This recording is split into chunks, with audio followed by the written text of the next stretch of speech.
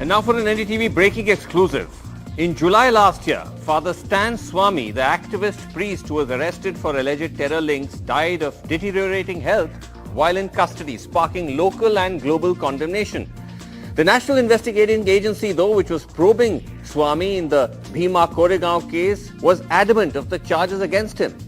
They said it centered around letters between the priest and supposed Maoist leaders. But now a new report by an American forensic firm accessed exclusively by NDTV raises serious questions over those charges, which finds that scores of so-called Maoist documents were planted on the computer of Father Stan Swami by an unknown attacker. Arsenal Consulting is the name of the Boston-based forensic outfit which was hired by Swami's lawyers.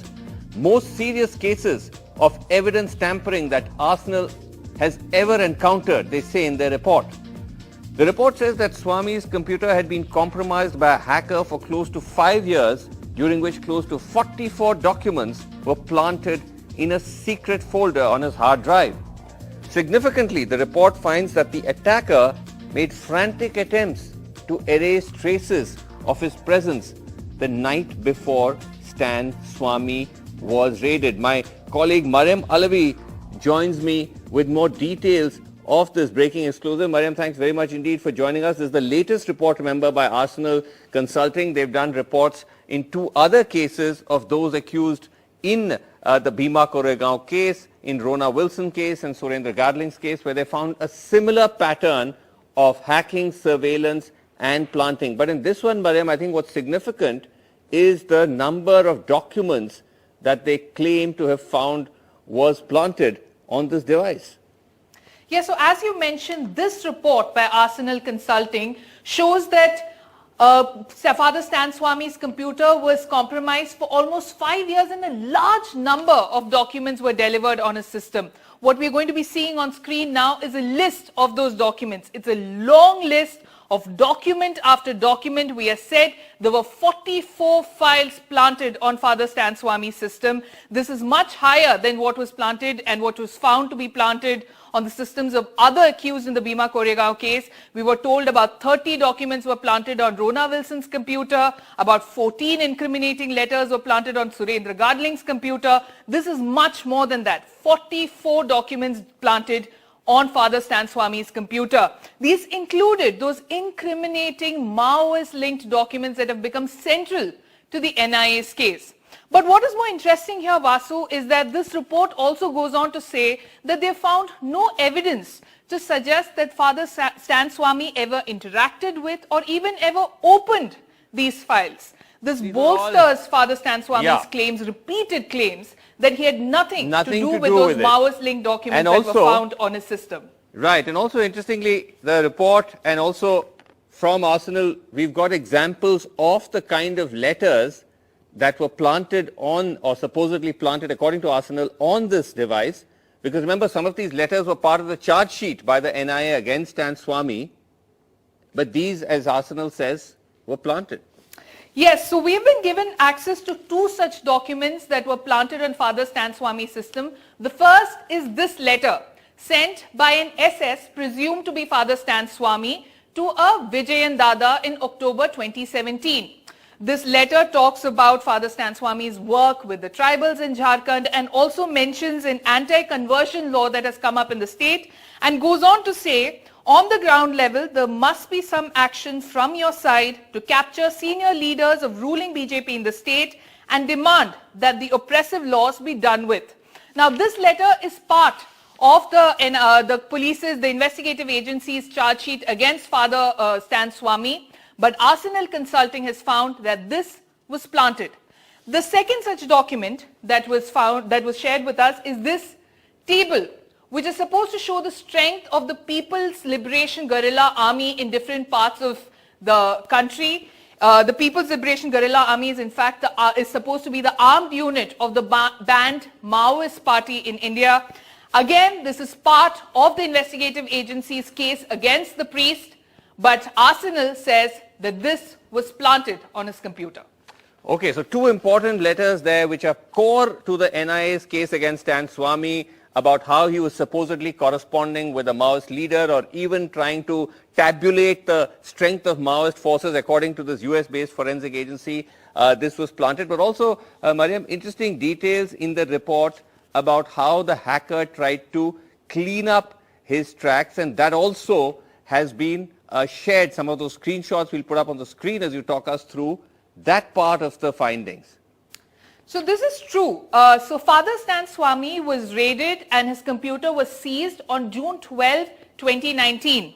A day before this, on June 11, 2019, the report says that the hacker appears to have made frantic attempts to clean up any trace of their malicious activity on the computer. What we are seeing on the screen is a list of those activities on June 11th, where he deleted multiple files, etc., that would have tipped off the agencies to his presence on the computer. But what is intriguing here, like you mentioned, is the timing. This was all done a day before the police raided Father Stan Swami and seized his computer. Right. So does this mean that the attacker knew that the police is going to take action and seize his computer? That's a very important question. And you can see the delete all the way, the attempts to delete his or her traces. Mariam Alvi, thanks very much indeed for that. And joining me on this breaking story is Mark Spencer. He's the president of Arsenal Consulting. He joins me from America, from the Boston area. Thanks very much indeed, Mark, for joining us. There's a lot to get into this latest report of yours. Findings are explosive, as always. But just to start off by trying to understand, Mark, if you can tell us a little bit about, because we've had these conversations before on your previous reports, but for those who are just tuning in, tell us a little bit about Arsenal. What is the kind of work you do, and how did it come about that you ended up doing an analysis of Father Stan Swami's device? So we are a digital forensics company just outside Boston, Massachusetts. Our primary business is digital forensics consulting. That means we work on cases. We identify electronic information. We analyze the information. Then we report on the information. We also develop digital forensics software, and that software is used by people like us in law enforcement, military, and in the consulting sectors. In this particular case, we were contacted by Father Swami's defense team, and we were asked to look into a forensic image that had been obtained from his computer during a seizure. Okay, so you were hired by Stan Swami's defense team to do this analysis. Now, tell us, Mark, because you've now done a similar analysis of two other defendants accused in the same case of Rona Wilson and Gadling as well, and Surendra Gadling, where again broadly it appears to be the same modus operandi of hacking and of planting devices. But is there anything in the attack on Stan Swami's computer you found which stood out? There's a few things. The first is just simply the length of the compromise. Over 4.5 years, his computer was compromised. That is longer than any other single device that we've seen in this case. There's also the time span involving the document deliveries by the attacker. That occurs not only across multiple years, but across 2 campaigns, which is something we also have not yet seen in this case. And then there is the insight we have into the attacker's cleanup activity and their anti-forensic activity the night before the seizure of the computer. I would say the insight we have into that activity is incredible, really. I mean, down to the actual commands that the attacker was running against Swami's computer. Okay, those are all 3 very interesting things you said. I want to unpack each of them separately, starting with what you said about the fact that what stood out for you was the length of the quote-unquote attack, that this was almost over a period of 5 years. Even the document delivery, which is in a sense the planting of documents on the device, was over a much longer period of time. Just to understand, Mark, especially for the ordinary viewer, how would it be possible that somebody like a Father Stan Swamy would be subjected to, or his computer would be subjected to such a prolonged period of invasive activity, of surveillance, of document planting, and yet he wouldn't have a clue? The software that was used in this case, and especially against Father Swamy in particular, is designed to evade detection. And the attacker's methodologies are designed to evade detection. Right. So that is by design. The length of time in some ways is related to the relentlessness of the attacker. We can see across multiple computers, if the attacker loses access to a computer for some reason, it might be because a new antivirus software has been installed. We see that soon thereafter, the attacker will compromise the target or the victim again.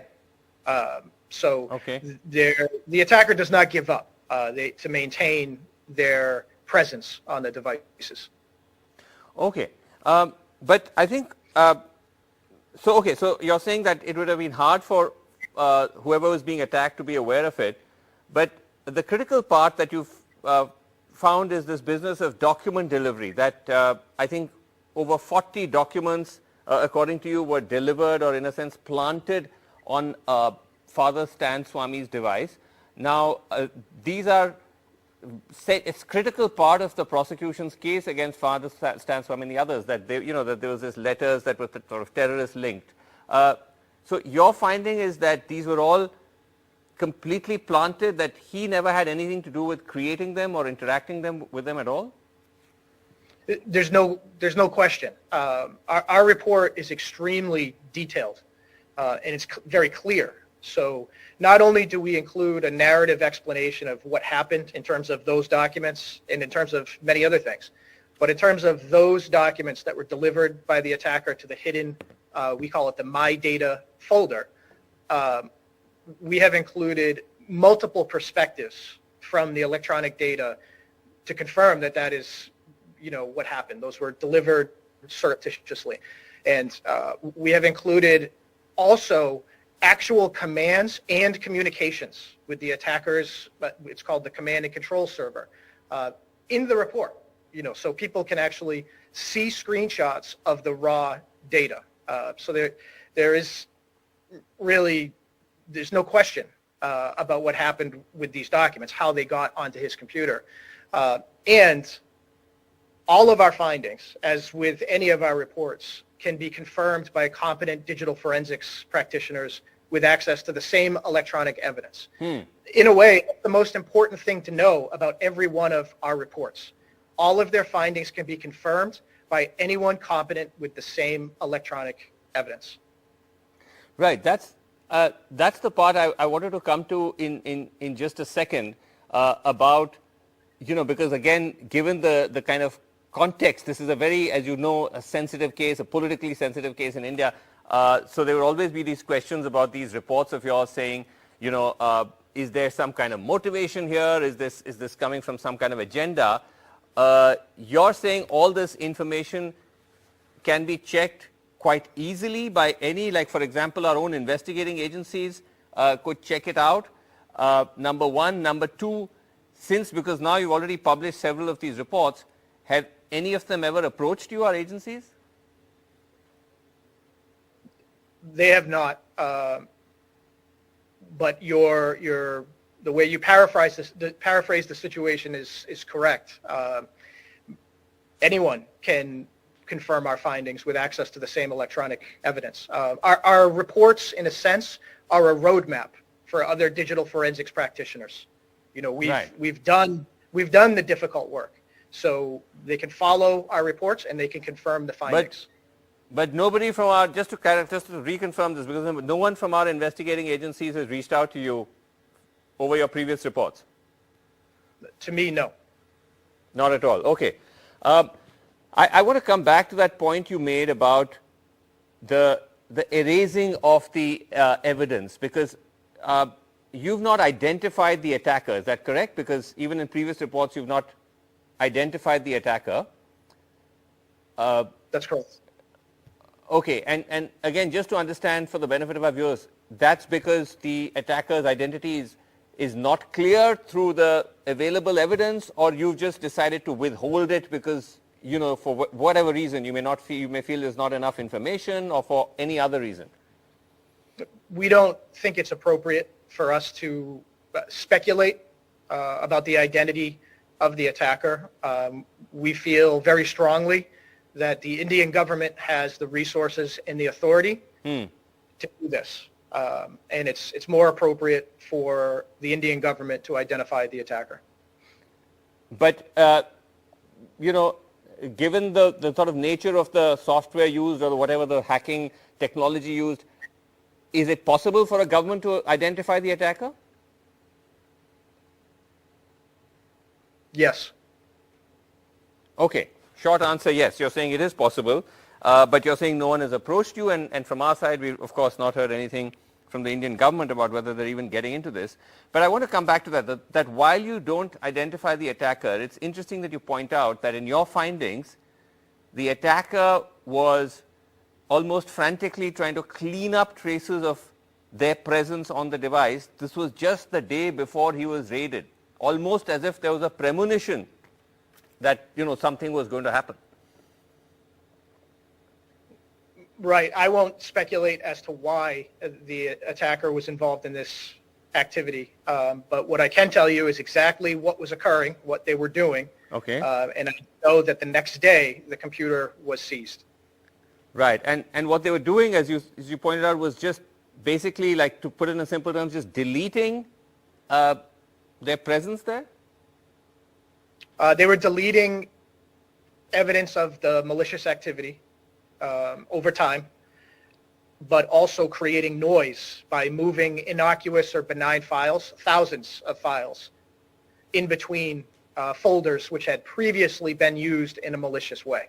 So right. Not just deleting, but also creating this effect of noise. Okay. Lastly, Mark, you've said this in all your previous reports as well, and just again for the benefit of you, saying that this is the most invasive kind of surveillance you've come across. That's correct, and we have never heard of a case involving the targeting of individuals, the compromise of individuals over the course of this many years, and ultimately culminating in the delivery of documents to multiple targets' computers. Again, over the course of years. It's just not something we've ever heard of, never mind been involved in ourselves. Okay, interesting. Thanks very much indeed, Mark Spencer, for talking to us on NDTV. Thanks very much indeed. You're welcome. Let's just go across now to our panel. We have Vrinda Grover with us, Senior Advocate, Supreme Court, and also Ashutosh Srivastava, Advocate in the Supreme Court, is with us. Vrinda Grover, just starting with you, because now we've seen this in the past. This is the third such report by Arsenal Consulting, and the findings, if true, are quite damning, that documents were actually planted on the computer of an accused. Now, what exactly ought to be happening in this case? Because so far it seems, despite all these reports coming out in the past, the investigating agencies, the courts, really haven't reacted to this. Absolutely. As you've said, this is not the first time, but now what we are noticing is that there is a pattern which is alarming and disturbing, and it goes to the heart of this case. It is whether it was with Stan Swamy or with many of the other people who have been incarcerated for long now in the Bhima Koregaon so-called conspiracy, there is no evidence against them. The only material, and it will not withstand legal judicial scrutiny to be called evidence. The only material that the NIA has placed before the court are the so-called letters. This is the third report which, through forensic digital, is saying these letters are planted and that there is some agency at work which is planting these so as to create prejudice, and all manner of material is written. In fact, in Stan Swamy's case, let us recall, just before his arrest, he actually puts a video out saying NIA has said all this they have found in my computer, because he was arrested his computer was seized way before he was arrested. And he immediately, without batting an eyelid, denies, says, this material cannot be on my computer because I'm not in communication with any such people. I think what is very interesting is, why is NIA not curious? Why is the NIA not examining this issue? Surely the NIA is interested in ensuring issues of security and of the country are not being abused through someone who is by design planting this. Right. Why is the court not asking this question? Okay. If this material is actually responsible for people now being in jail since 2018, and therefore that is the only material against them. I also want us to remember, whether it is Stan Swamy or others, what is the work Father Stan Swamy was doing? Yes. He was organizing the tribals. He was organizing Adivasis for their constitutional rights, and he was helping them raise their fundamental rights before the state and others. Whose interest is being served by silencing these voices? All right. Who are these forces in the country? Let me want to plant this material? These questions must not only be asked in the court but everywhere. Okay. But the court must immediately ask the agency, the NIA and others. All right, let's get Ashutosh Srivastava. Ashutosh Srivastava, while again the report doesn't mention who the identity of the attacker is, they say they don't want to speculate. That, they say, is the role of the Indian government, right? The kind of take on this by the activists and that community that's targeted, they say this is very much like as if it is the state itself which is planting this evidence. The fact remains that that can be at the level of, you know, he said, she said. But the fact remains that, as Vrinda Grover was saying, why is the investigating agency, now you have 3 reports from a fairly well-reputed forensic firm based in the US, so in a sense it's outside of the, you know, the Indian matrix of opinion or bias or prejudice. Why is it that the investigating agency has not chosen to get into this at all? Does this raise serious questions about the intent behind these attacks? Number one. Number two, what does this mean then for the case if it actually turns out that these were all planted documents? Yes, it is a very, very serious issue. In fact, you know, whenever there is some serious investigation by either by the police agency or by NIA, as in this case, you know, the accused are being arrested and they are taken behind the custody so that they should not go and tamper with the evidences. Now the question arises, when they were behind the bar, it's still the tampering of the evidences are happening, then it raises serious concern on the investigating agency, and that has to be taken seriously by the courts also. And I think you know, it is a clear attack on the fundamental rights given by the Constitution of India to the citizens of this country. That means any innocent person against whom any such kind of you know, technical or maybe some information or some documentary evidence in their computers or in their phones are available. Okay, you're saying this is an attack on fundamental rights. Vrinda Grover, just last question, because we do know that in the case of Rona Wilson, his lawyers had gone to court with the report against him. Apparently that matter is still pending. There's been no hearing, but one would assume that this is now a matter of some urgency, that because you now got 3 reports, and the one about the latest target is someone who tragically died while in custody. Absolutely. I think it is a matter of urgency for everyone, not just for the people who are behind bars, whose right to liberty has been totally taken away from them, but also for the court, that what kind of material is being placed before the court, if this is material that has been planted, and on the basis of it, a completely false and bogus case has been trumped up and placed before the court. And thirdly, for the NIA to examine that what is this so-called forensics is only going to say, this is what I have found in the computer. But if there is a need for a further probe into how did this material come in, if I have never interacted with that material on my computer, if the digital footprint, the forensic footprint shows that it has been planted, this is and all deliberately, intentionally and by design, then is the NIA not interested in finding out who is behind this? And lastly, is it not of concern to every citizen of the country, each and every one of us, is therefore a sitting duck in whose computer something can be planted. Right. If there is somebody in the power firmament who does not like what you are doing, and you can be picked up without any knowledge of what is in your device. Okay, so serious. This is dangerous material on the basis of which courts should not take away liberty. Right. This is so serious questions that are arising from this latest report. We're out of time. Thank you so much for joining us. We'll of course continue to track the story on NDTV. Thank you for watching. Good night.